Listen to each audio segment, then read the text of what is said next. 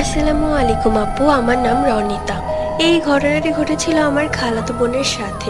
ছোট থেকেই আমার খালাতো বোনের সাথে একটা জিন ছিল। সেই জিনটা নাকি আমার খালাতো বোনকে অনেক পছন্দ করত। মাঝে মধ্যেই আমার খালাতো বোনকে কোথাও খুঁজে পাওয়া যেত না। দু একদিন পর হুট করে আবার কোথা থেকে যেন চলে আসতো। আর চলে আসার পর ওর কোনো কিছুই মনে থাকতো না। একবার গ্রীষ্মের ছুটিতে আমি ওদের বাসায় বেড়াতে গিয়েছিলাম। ঠিক করেছিলাম আমি সেখানে 7 দিন থাকবো, এরপর আবার আমাদের বাড়িতে চলে আসব। আমি যখন আমার বোনের সাথে ঘুমিয়েছিলাম, ঠিক তখনই আমার ঘুমটা ভেঙে যায় ওর হাত পা নাড়ার কারণে। চমকে উঠে দেখি ও কি যেন মুখে বিড়বিড় করছে, আর ওর হাত পা কাঁপাকাঁপি করছে।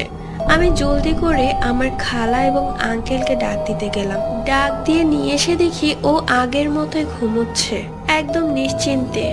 নীল আরটি ভালো লাগলে লাইক সাবস্ক্রাইব।